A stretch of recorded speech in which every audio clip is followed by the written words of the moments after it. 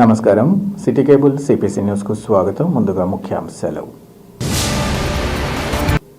రాజ్యాంగబద్ధ హక్కుగా ఉన్న BC, SC, ST, EWS రిజర్వేషన్ను తీసివేసే హక్కు ఎవరికీ లేదని ఆంధ్రప్రదేశ్ బీసీ సంక్షేమ సంఘం రాష్ట్ర అధ్యక్షులు దుడం రెడ్డిబాబు తెలిపారు.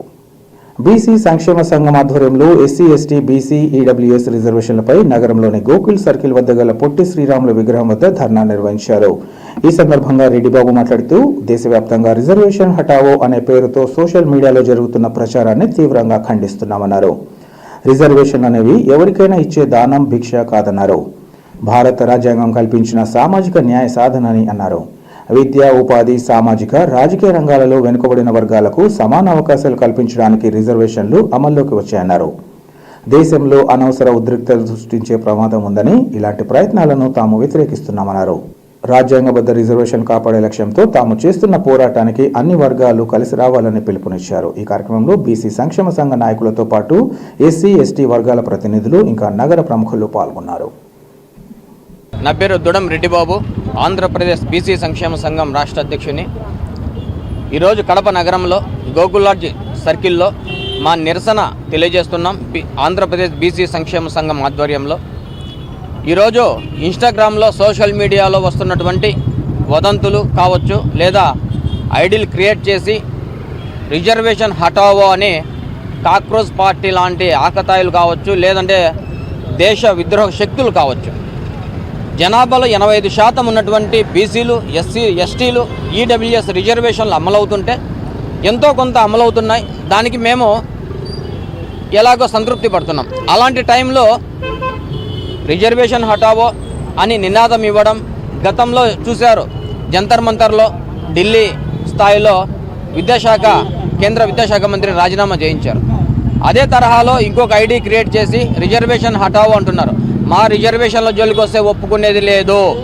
అది కాంగ్రెస్ పార్టీ కావచ్చు, కాంగ్రెస్ పార్టీ కావచ్చు, ఆమ్ ఆద్మీ పార్టీ కావచ్చు, ఇంకొక పార్టీ కావచ్చు, ఏ పార్టీ అయినా సరే ఒప్పుకునే ప్రసక్తి లేదు. ఎస్సీ, ఎస్టీ, బీసీ, ఈడబ్ల్యూఎస్ రిజర్వేషన్ల జోలికి వస్తే మాత్రం ఒప్పుకునేది లేదు. మీలాంటి కాక్రోజులు కానీ లేదంటే క్రిమి కీటకాలు దేశంలో చొరబడ్డాయి. వాటిని ఎలా నిర్మూలించాలో, ఎలా కట్టడి చేయాలో కూడా దేశ ప్రధానికి తెలుసు. ఈ దేశ ప్రధాని బీసీ అయినందున మీరు ఇలాంటి ఉద్యమాలు తెరలేపుతారా?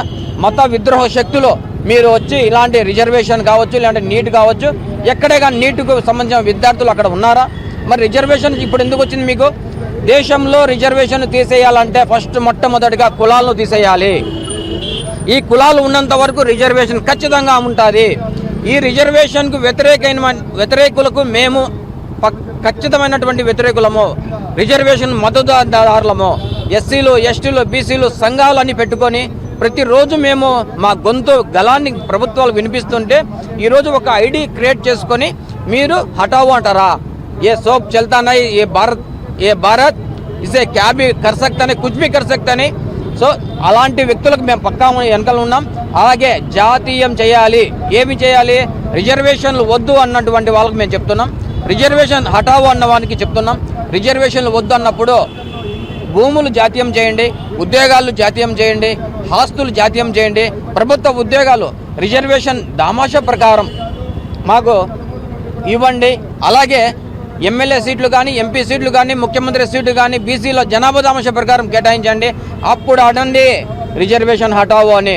అంతవరకు కనుక హటావో గిటావో అంటే కనుక మాత్రం ఒప్పుకునేది లేదు. ఈ దేశంలోకి క్రిమికీటకాలు వచ్చాయి.